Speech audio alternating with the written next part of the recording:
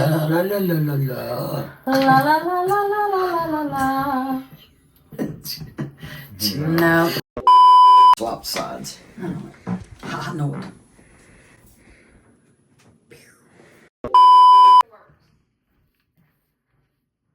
She's editing.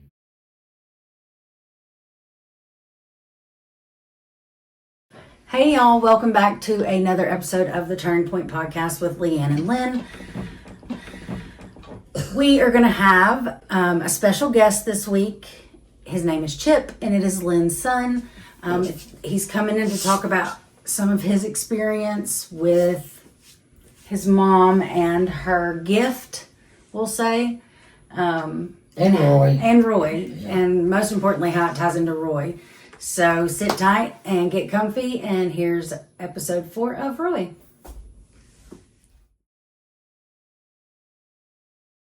Roy, and we have a super special guest. I'm super pumped that he's here. Very grateful for his time.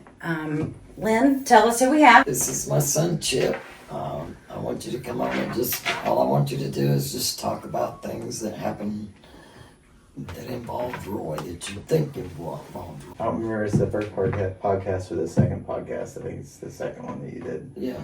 Where he is, where he got up or whatever. Yeah. Like I listened to that whole one, like with my eyes closed. And continuously as he was talking about things, I was remembering like having that same experience, but different, if that makes sense. And it was because when I realized what was going on, it was something that had played out, like me and someone else had played out, not knowing what we were doing, what I think was that whole entire death scene. But I don't know for sure. Like I said, it was a weird experience. About how old were you when that happened? 10 years old. Wow. So that's been... Maybe right around in there. With a 3-year gap. So that's been at least 36 years ago. Oh yeah. And it was wild that it like that quickly jarred that memory. It clicked instantly. Oh yeah. It was it was scary almost.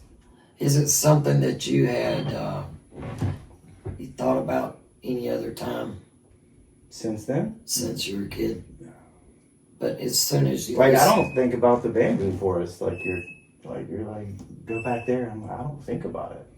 It's just something I guess I was there. I think about it because it scared me because you had booby traps and you had tripwires. Well, here's the thing about bamboo forest. When I found bamboo forest, I was always by myself. So I was always in there by myself, and just time disappears when you're in there. And I was. So you didn't I couldn't have tell you how long I was in you there. didn't have working on my anybody life. helping you. No. I thought you had neighborhood kids helping Negative. you. That was all me. That was all That you. was all me. Like I would. I had outposts set up away from the main spot where the actual fort was built, where I could scout people getting closer to me. So I had fireworks and rocket launchers that I had built to scare people away. It's pretty I wild. love it. And you were how old? I couldn't tell you. Young. Well, we left there when you were what, 13, Yeah. 12, So it had to be before that. Well before that. way before that. Like Probably, I don't know. You'd have to use your brain and crack back to when you gave me the keys to walk the neighborhood without supervision, because that's when it started. You were probably about, well, it wasn't the neighborhood. You were talking about across the street. You know, It's a little further than that. across the street down. But you were behind neighbors' houses. Yeah. But there was, like thinking back on it, there was a lot of dangers in that little area just from the things that were back there. Like there's big snakes back there. Like I was surprised there were eels in the water back there. I remember you catching the eels. You came home with an eel in your bucket, wrapped around a ball or something, wasn't it? I don't remember. This was in Georgia? Yeah, Macon, Georgia. She didn't believe me that there were eels in I the didn't creek. believe I it said, I was promise you that. It was eel. That's so So I had wild. to catch one to bring it back. That's wild. It was chock full of it, which is wild because I swam in all that area I was a creek. I was in and the kid. woods I did too. 24/7 I agree. buildings that I had traps set up. I don't know how much you actually remember of when you went back there. I remember you had There was about 6 sections of different traps that I don't remember I couldn't all the tell you 6 how I came up sections. with them, and I don't know why I set it up. It was just something I did while I was back there. And you had like spikes in the ground and what else? I mean, about anything you could imagine as a booby trap, I probably built it there. I had trees that swung out and hit you. I had things that came up from beneath you, things that came down on top That's of your so head. cool. So cool. It's scary. I don't have any training for any of that, so I don't know where it all comes from. Yeah. Had you watched any kind of military? That's what I was getting ready to ask him. At that age, no. I've not I even was seen gonna say. Platoon yet, I don't think. I don't think you know because you were up here in Tennessee before you saw that.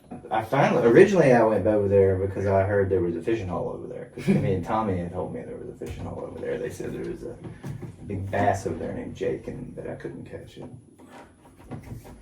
So that's when I went over there. And I was like, oh, cool. There's bamboo over there. I can make fishing poles. So Make all kinds of I stuff made out of all bamboo. kinds of stuff out of Yeah. bamboo. So you started out There with was at one point where I was in the process of like building running water with bamboo off of the creek That's to so get cool. up to where I was actually at with the It's so cool, but with it's the also installation. wild. it's I know. crazy that this was running through his head at that age. It's not something that's on my mind constantly. Right. So I can go, but occasionally I think everybody has it where like you'll smell something or Yeah. hear something or taste something. Nostalgia. It'll take You're you like, right "Ooh, back. wait a Yeah. minute. It takes you back to that moment in time. Yeah. That's what the recording did. Yeah, it was wild. I don't know how I feel about it, to be honest with you. Well, But I don't know how I feel about the whole situation, to be honest with you. about Roy. That's a wild story. That's a wild story. It is a wild story. And it's wild that it took this long to happen, if you want my honest opinion. For all of it to come to fruition. Yeah. Well, I don't think I was ready for him to leave is the problem. I think once I got my divorce, I think that's when in this house, I think he probably felt like I was good to go. That's kind of my thought. I don't know. I don't know. I don't have an answer for it. I don't know, where the attachment was, why it was. I just feel like, I think he watched over my kids, and I think he watched over me. I mean, I feel like that would be a good assessment, just because of actions that have happened Well, that coincide with right, that. You know what I mean? right. Well, I think I don't understand how none of us caught it. I don't. I don't think we were looking for it. Well, I definitely Back then? Oh, for sure. No, Well- you wouldn't have been. No, but I mean, I caught so many other things. We saw. I mean, we lived in a place in Kodak where it was a constant. There was a little kid that ran through the place and slammed open the doors on the what do you call it? The cabinets where we had all The the pantry. the pantry. The snacks were all in the pantry, and all night long you'd hear the doors going, and I'd check to see which kid was up. Nobody was up, so we had to put a latch on it to stop the doors from coming. How old were you when that happened? You were You're a teenager. at least 13. What did you think about that when you were 13? Par for the course. I've been. So this isn't abnormal This for you. isn't new for me Right. at all. I want to know about that. I don't know about that. I want to know that's how a story that for feels. a different day. Well- I know where you're trying to go with that one. I just want to know like how it feels to grow up with like I mean empath. I have to move my legs like. What do you think your mom like? What would you call your mom? An empath? I believe the word is Empath? Well, I'm country as fuck. I do not know. Because you have whatever this, what's your friend call it? Woo woo? Woo woo. I don't know. He got the woo woo. I think everybody has a touch of woo-woo. Right. If they choose to listen to it. Yeah, though. yeah. You got a voice inside your head or your gut that tells you right, wrong decision. Right. Do you listen to it? Do you not listen to it?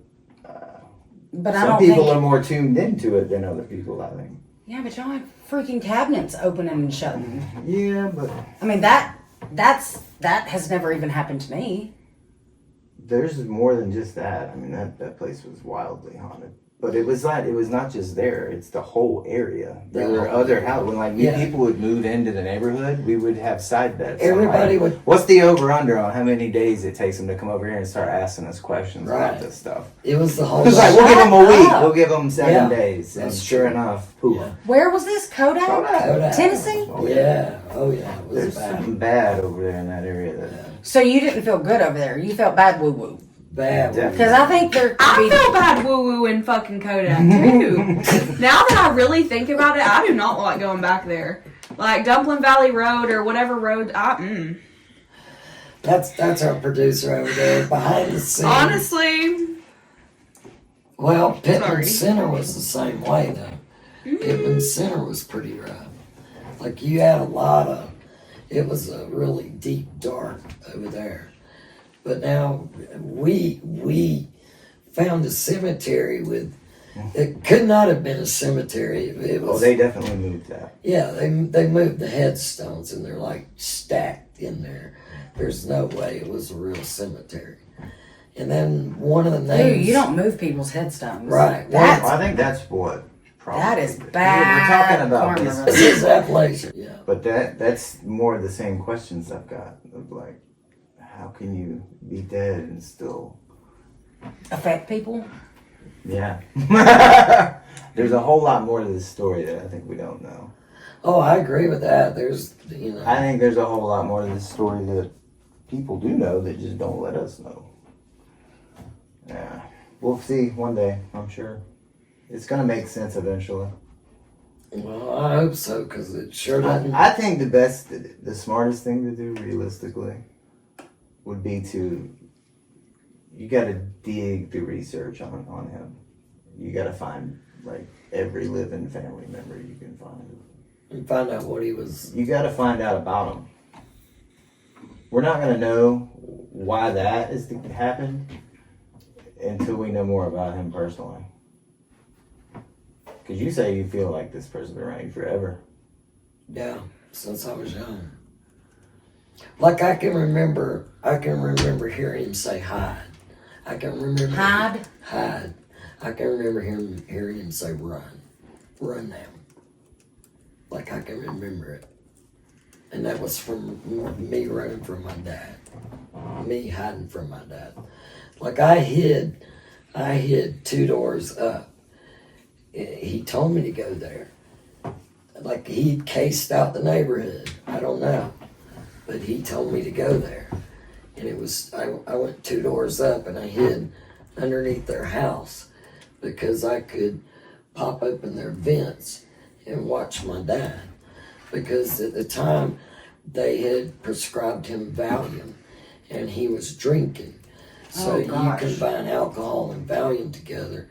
Lethal. And he couldn't even remember what he was doing. So that's when I think Roy came into my life because like there were times that I know I defended myself against my dad and it was because I was being told how to defend myself.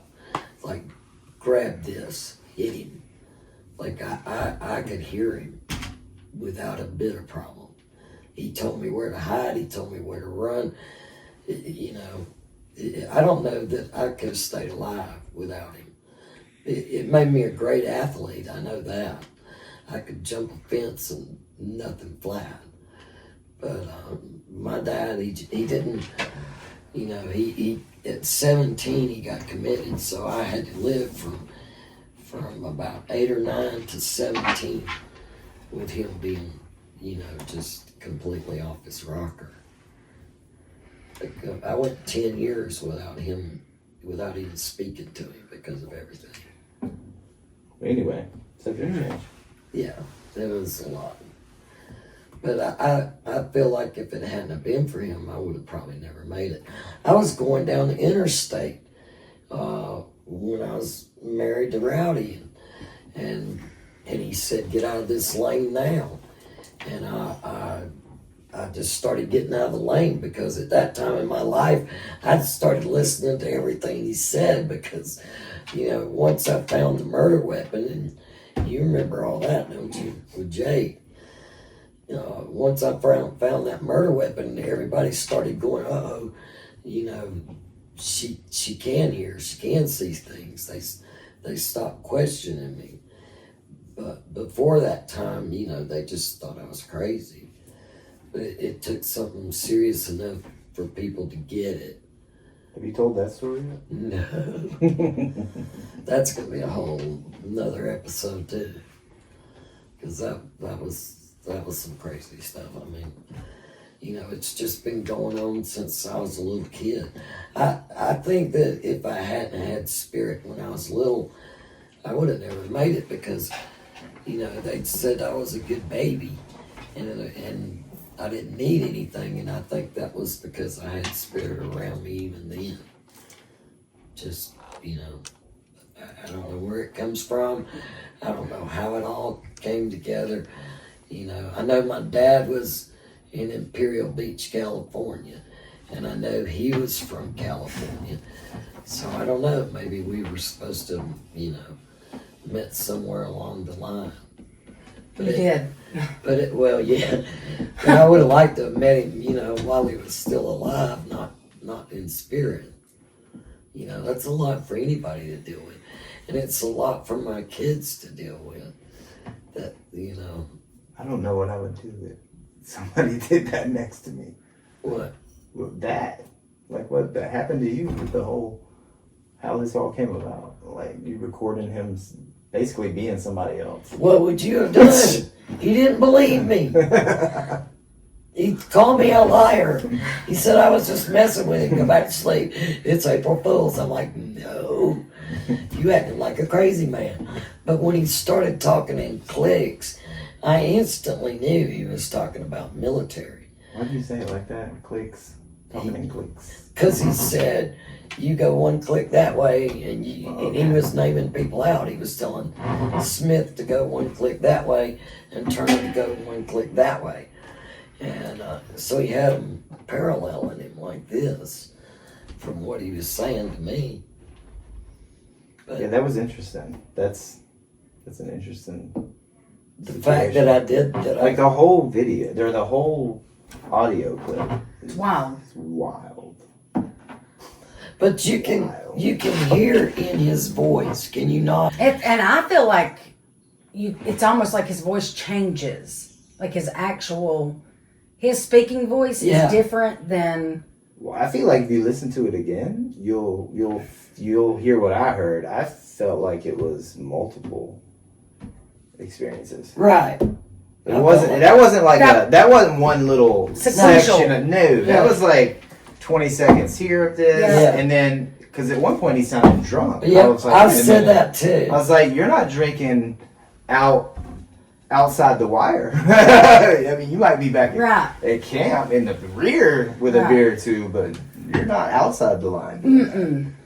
So, And I thought that too. I was like, "There's no and way then he would it be would drunk." flip somewhere else, and I was like, this is multiple experiences. Right. But the thing I don't understand is, of all the experience to choose, why choose those to give you? But you say there was multiple times this happened, and that was the only time you recorded it. It happened 3 times in that night. What happened the first time? The first time is when he woke up and he just started talking about, he was talking to Smith and he was talking to Turner. And he was telling him, he said, I want you to go Turner, go one click that way. Smith, go one click that way. And I woke him up instantly. And I'm like, dude, you told me you've never been in the military, but you're talking in clicks. So that's what made you wake him up the first time. It was just that one sentence. As soon as whatever. he started, the minute he Calm said click, you go one click that way, I knew he was You were like, military. wake up. So I woke him up and I said, dude, you're talking in clicks. And he said, you lost your mind. And I said, no, I'm dead serious. And he said, I've never been in the military. And I said, yeah, okay. Like, I didn't believe a word he was saying at that point. And then he finally was like, just go back to sleep. So we go back to sleep. And he really starts talking then. He starts talking about how the lieutenants are going to get him killed, that they're trying to go by the books, and you can't go by the books out there, and that he was trained to fight in the jungle. He wasn't trained to fight door to door. And he was telling Turner that he needed to take that flak jacket off, that he was going to sweat out, and he needed him to have energy. He was talking about all that. And I woke him up then, and I said, dude, he said something about pile the rice up and torch it. And I woke him up, and I said, huh? It's crazy. I said, dude, you're talking Vietnam. I said, you had to have lived a past life. And he was still about half asleep. And he looked at me like this, and he goes, no, that can't be. The Battle of Hue was 1968. And he was born in 1964. And I was like, okay, so if it wasn't, if you weren't living a past life, then somebody has to be attached. That has to be an attachment. Because there was nothing left it could have been. That's how that came about. And then the third time is when you recorded it. Right. Why him, though? I wondered that too. I don't know, because when we're together, it's a very, it's like, I think he was going into another dream. You don't think he was taking him on his last ride in California when he got rerouted? Because he was supposed to go to Pennsylvania. The truck driver was supposed to go to Pennsylvania. This is what's crazy. His paperwork had told him he was going to go to Pennsylvania. And the morning he gets up after all this, or it might have been another couple of mornings, but he comes in there and he goes, you're not going to believe this. And I go, what? And he goes, look at where I'm going. And it was California. And I was like, well, you've been called to do this. Like, he had to know that the truck driver would not be going to Pennsylvania, would be going to California, and would be he took him straight down the route he wanted to go on. When he told him in the recording dream where he says, Yep. my rag I top, know what you're talking Yeah. feel the wind in my hair and the sun on my face, or something like that. And he was supposed to go to Pennsylvania. about. What's his background? Oh, super religious. Like, thought she was crazy. Yeah, would never have thought to do something like this. Has never told his kids about it. Hasn't told anybody. I'm the only person that knows that even happened to me. And that was because I was That's why we don't call him by his name. Right. We just call him the truck driver. Like, we were going to name you Mr. Potato Head or something. Just, if you didn't want to be known as Chip, so. I'm glad it I was. got I'm nothing glad to Chip hide, was so. good. Well, I mean, you've lived it. You've seen it. Like, you know better than anybody. It's interesting. Any other questions you got? The guy that's alive from his... Dorian. We're going to get to interview him. I would love for you to be here when we interview Dorian. Yeah, he's already coming here? Yeah, he said he's going to come here. Yeah, and we're super excited. Yeah, I'm super excited. We have to skip a week or something to wait on him to where we get him, but I Was definitely... he there when he died? He would, yeah. He tried to save him. He was going to Really? save him, yeah.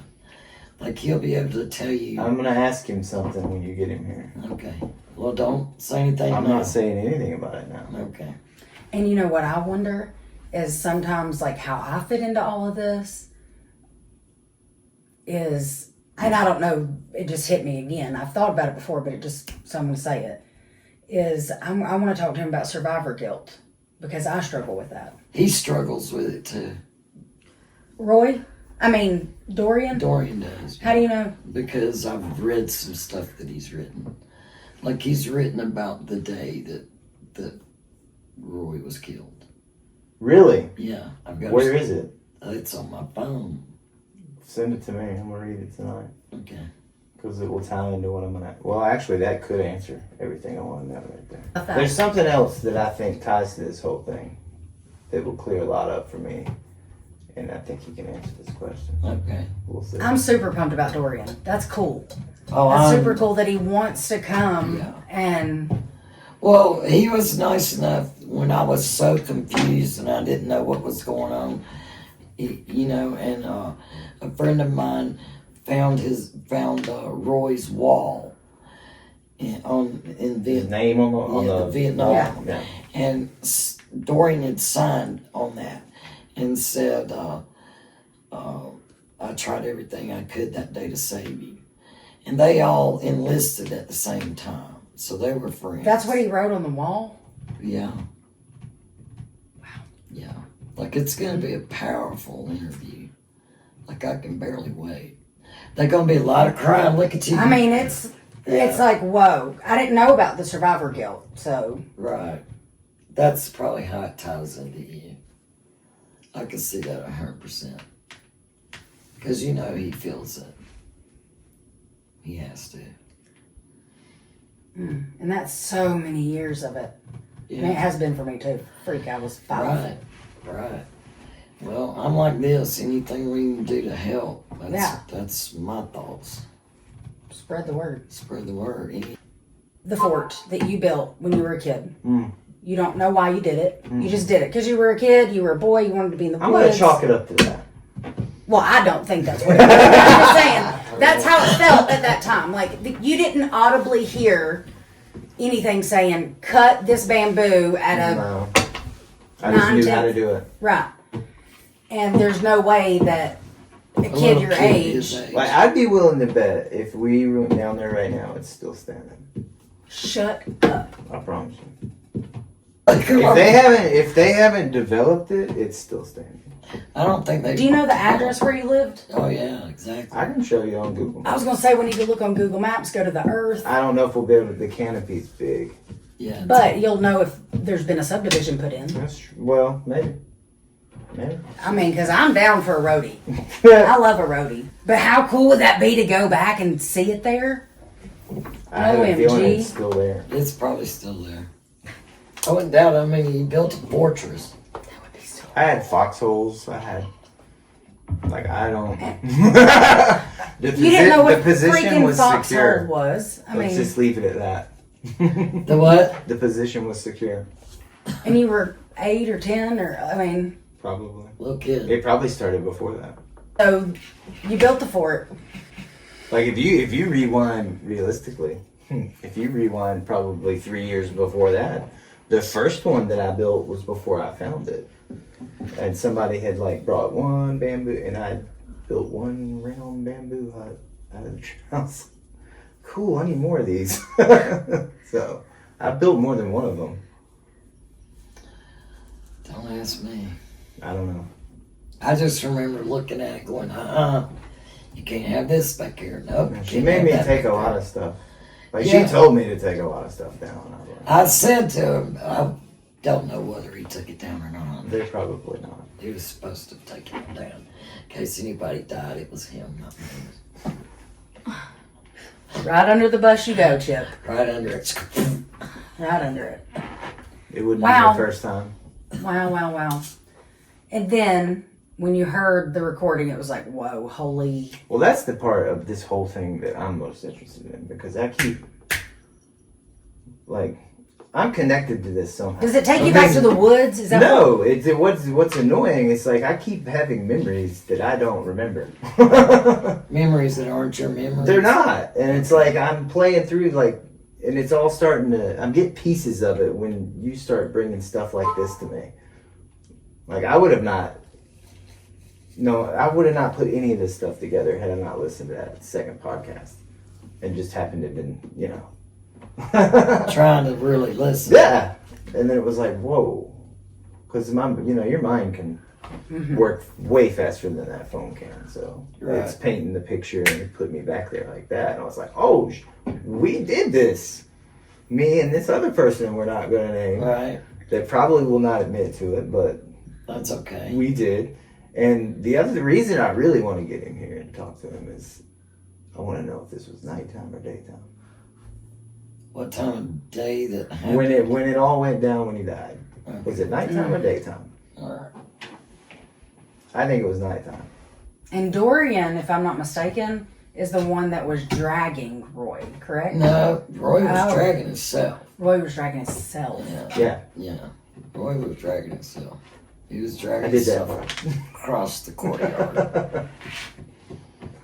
Yeah. That's what made the other person cry. That was experiencing this with me at the young age. Was that part. She's like, this is better than a movie.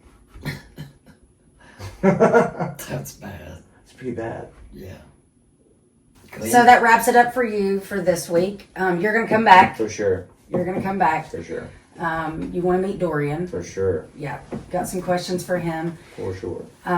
Well, I really appreciate you coming today. Oh, I do too. Giving your time. I know you got a million things you could be doing, playing with your kids, being one of them. It is what it is.